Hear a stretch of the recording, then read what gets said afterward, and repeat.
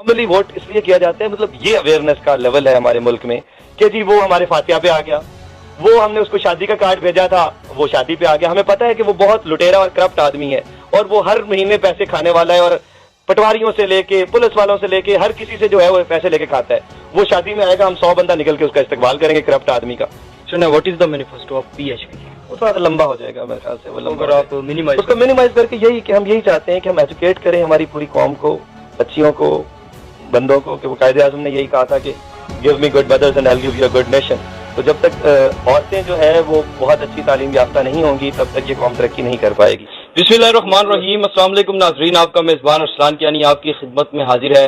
कबूला शरीफ यहाँ पर पहुँच गया और मेरे साथ एक इंतहाई खूबसूरत शख्सियत मौजूद है। सोशल मीडिया में अक्सर बेशतर आप इनको देखते भी हैं, इंतहाई खूबसूरत और रूहानी शख्सियत भी हैं। इनसे हम गुफ्तगू करते हैं। सबसे पहले मुख्तलिफ टॉपिक्स पे भी गुफ्तगू करेंगे, लेकिन सबसे पहले सवाल है, एक्स MNA भी आप रहे हैं, माशाल्लाह सियासत में भी आप अपना अमली किरदार अदा करते हैं, कोशिश करते हैं कि सियासत में रहते हुए अवाम के मसाइल हल हों। आपकी अपनी एक पार्टी भी है, पाकिस्तान ह्यूमन पार्टी।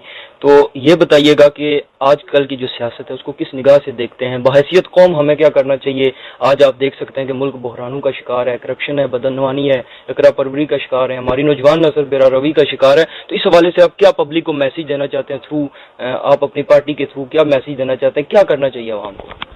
जी, थोड़ा सा डिफरेंट पॉइंट ऑफ व्यू है ये। ऑलरेडी इतना शायद इसको प्रेज नहीं किया जाए या शायद थोड़ा समझाने में मुझे वक्त लगेगा लोगों को, और हम अपनी कोशिश कर रहे हैं अपने ताईं। मेरे ख्याल में जब तक हम ये आवाम अपनी करेक्टर बिल्डिंग नहीं करेगी, जब तक हम अपना किरदार नहीं संवारेंगे, हम एज ए इंसान बेहतर इंसान होकर नहीं उभरेंगे, तब तक ये कौम तरक्की नहीं कर सकती।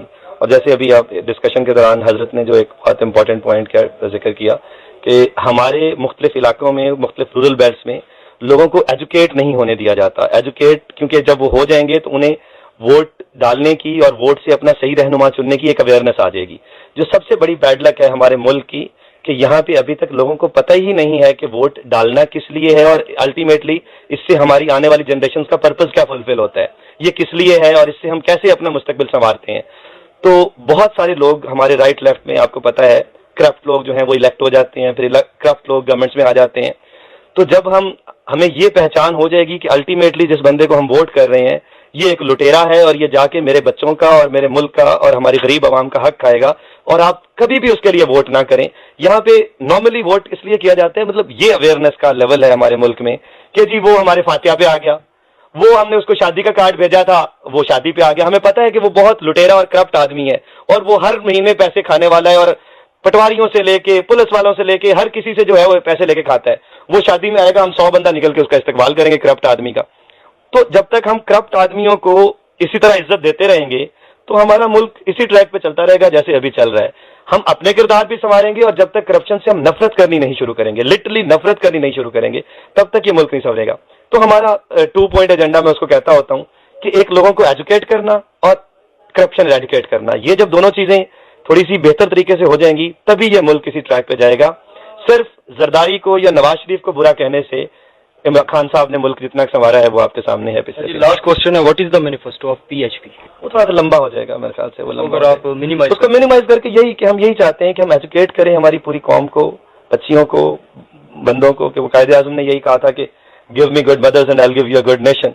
तो जब तक औरतें जो है वो बहुत अच्छी तालीम याफ्ता नहीं होंगी तब तक ये कौम तरक्की नहीं कर पाएगी। क्योंकि बंदा, अगर ये बड़ा नॉन सा एक फैक्ट है कि बंदा एजुकेटेड होता है तो एक बंदा एजुकेटेड होता है, और औरत एजुकेटेड होती है तो एक घर एजुकेटेड होता है। तो इसलिए जो है, बल्कि मैं तो लोगों को ये कहता होता हूँ कि जो बहुत कम अफोर्ड करते हैं, अगर वो पेरेंट्स हैं और उनके 4 बेटे और 1 बेटी है और उनके पास इतना अफोर्ड करते हैं कि वो सिर्फ एक बच्चे को पढ़ा सकते हैं, तो वो बेटी को पढ़ा लें, घर पढ़ा लिखा हो जाएगा। तो उससे बेहतर ये है कि पहले आप जब तक अपनी औरतों को, खवातीन को एजुकेट नहीं करेंगे तब तक एजुकेटेड फैमिलीज नहीं आएंगी और फिर वोट की पहचान नहीं होगी। तो जमहूरियत जो है फिर वो उसको कहते हैं बेसिकली 1 मैन 1 वोट वाली। हमारे मुल्क में तो अभी वो वाली जमहूरियत है ही नहीं। 400 बंदा आपके कहने पे वोट दे देता है, उनको बेचारे को आंखें बंद करके भेज दो, कहते हैं फलां पे टप्पे लगा गया, टप्पे लग गए। इधर फलां साहब ने भेज दिया, किसी पीर साहब ने भेज दिया, किसी मौलवी साहब ने भेज दिया, उन्होंने कहा फलां पे टप्पे लगाओ, उन्होंने लगा आने। उनको पता ही नहीं है, उन्होंने सोच ही नहीं है कि उन्होंने किरदार को कैसे वोट देना है, उन्होंने शख्सियत को कैसे वोट देना है।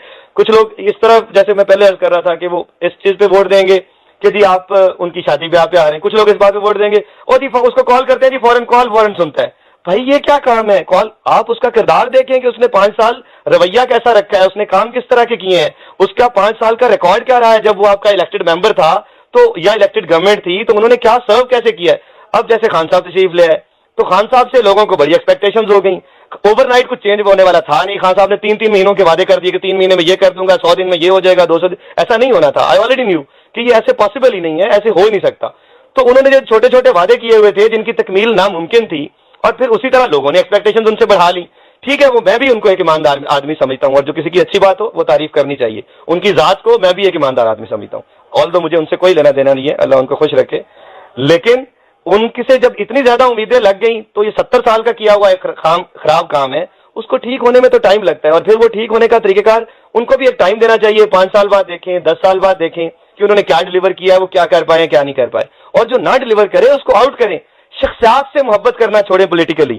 یہ نہیں کہ یہ سلمان محسن ہے، یہ عمران خان ہے، یہ نواز شریف ہے، یہ زرداری ہے. اس ملک اور اس قوم سے محبت کرنی شروع کریں، اس ملک سے پیار کریں.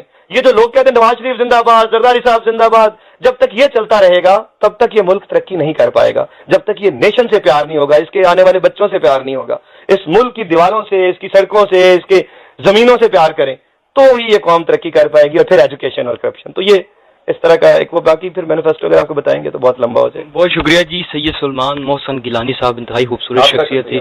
ہم نے ان سے گفتگو کی. انشاءاللہ آپ سے پھر ملاقات ہوگی. اجازت دیجیے. خدا حافظ. پاکستان.